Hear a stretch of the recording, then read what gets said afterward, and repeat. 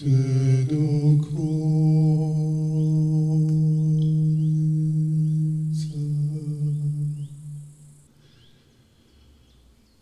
Nie jesteśmy bezpieczni, dopóki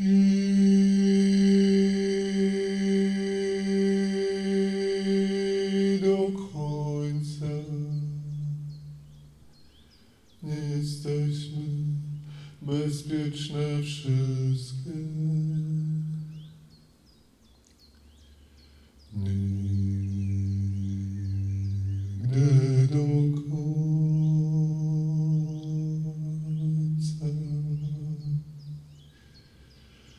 nie jesteśmy usłyszane,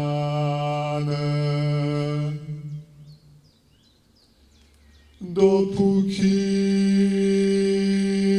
do końca nie jesteśmy usłyszane wszystkie.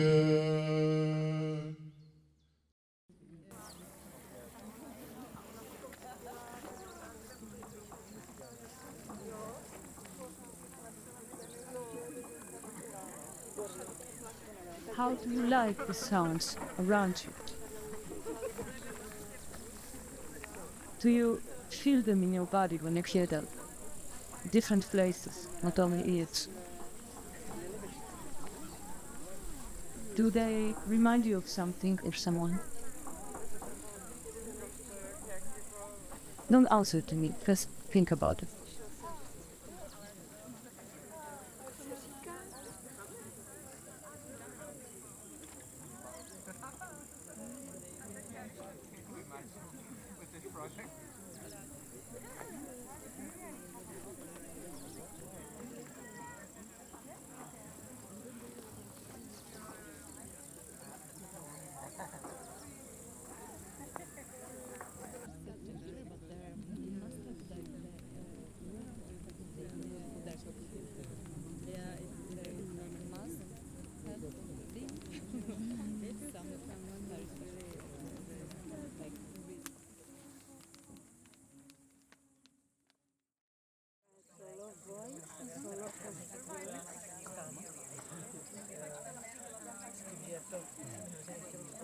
When you are running, very often, after the sheep in the mountains, in a very hilly landscape where we are, you cannot think where you're going to put your next step.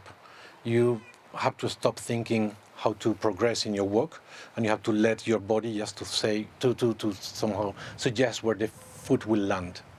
And that sort of, as I said, unpredictable uncertainty, it's something that we learn to apply to the way in which we organize ourselves, because sometimes we tend to make like long-term plans, no? And things that will happen in a certain logic and series of steps, and actually it always changes, no? So it's good to have a certain way of a certain idea of where would you like things to go, but at the end, as I said, it's going to be defined on the go. And that movement of that learning, no, of the movement through the animals' movement, it's something that I think is very important, and it's very difficult to transmit because it's an embodied knowledge. I think this is what I've learned the most from the last 20 years of being with the shepherds and what we call it the ancient ones. The ancient ones are now passing away. It's a generation that is like in their 80s, and they hold a knowledge that it's really impressive. No? For example, I remember once being in a gathering of shepherds, and one suddenly stopped the conversation of the other and said, "Who knows how many times a sheep chews grass before raising the head?" And nobody really answered. And if there is a specific number for that, I will not tell you, so you can observe. And what that tells you is that shepherd had enough time and enough capacity to be observing that and reaching that conclusion. And I think that that's very important, because there are different, let's say, notions of assumptions of the shepherd, and very often people can think, oh, it's a very solitary dedication. No? it's lonely. Well, I don't think you really are alone when you are with all your animals. It's just that you have other relation with them and with the land. And secondly, that time allows you to really increase a perception of the land, the changes around you, and a perception of what the animals do and are. No?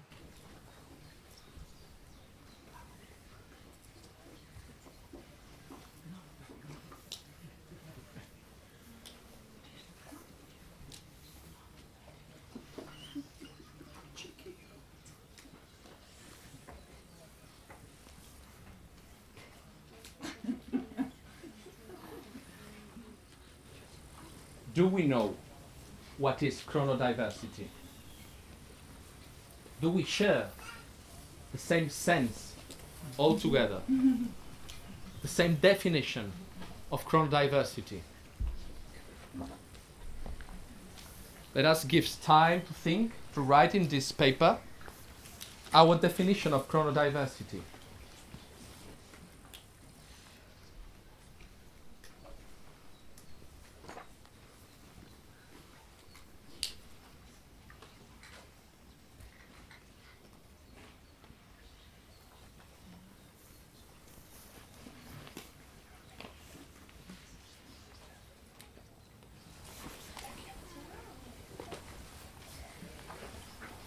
We have here the first step ever in history, in the world. The first step for a dictionary of chronodiversity that we are going to create all together here, in another places, in other cities, in other symposiums. So we're going to create in our own language, mother tongue, our objective, subjective, poetic, political, scientific definition of chronodiversity.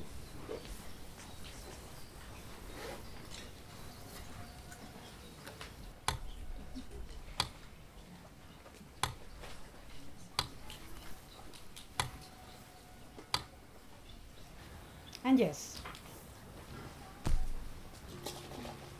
the last one. Maybe.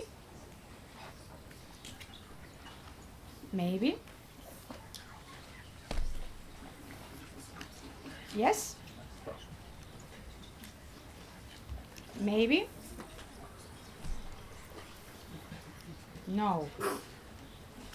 No. Maybe. Maybe.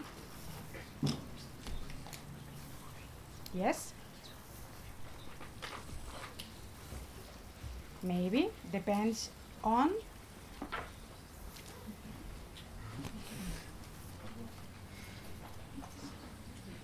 Yes. Yes. And maybe.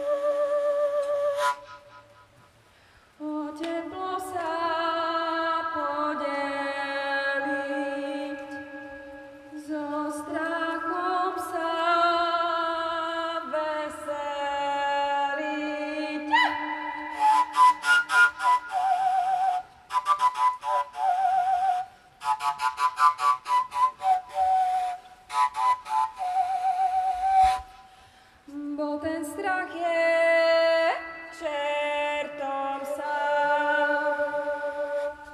Tomu já neodolám.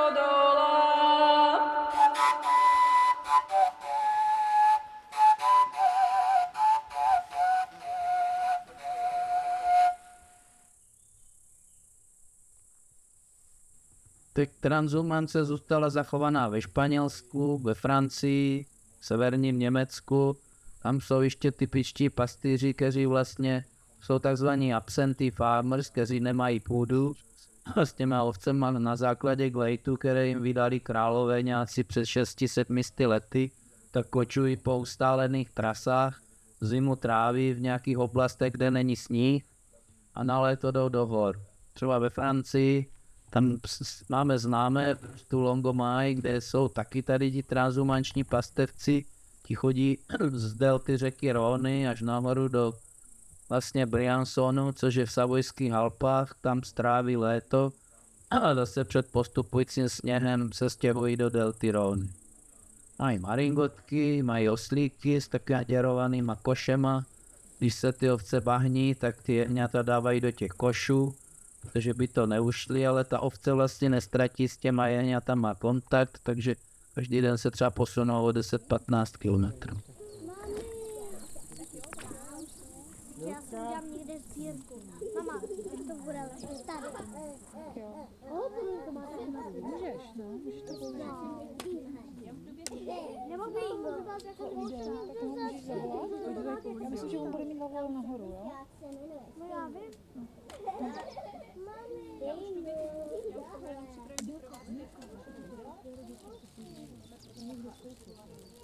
Mami, to je to moje. Tady kroužek.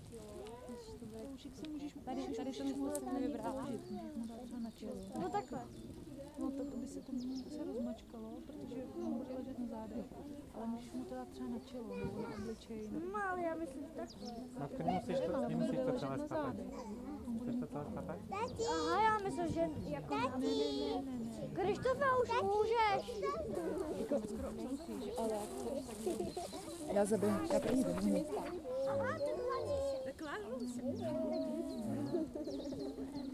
Tak tady máme Dominiku.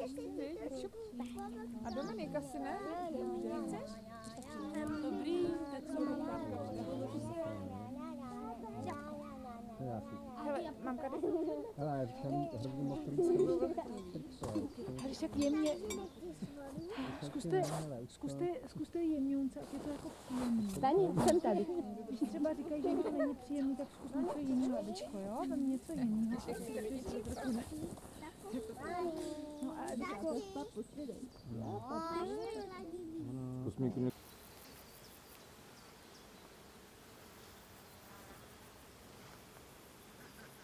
A veru pohrabaj to zelené seno.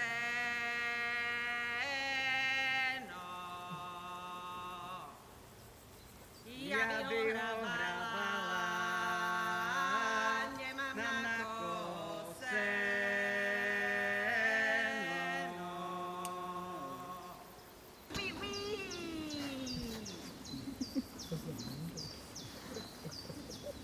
Budem ti naproti, pôjdem z druhej strany. Budem ti naproti, pôjdem z druhej strany.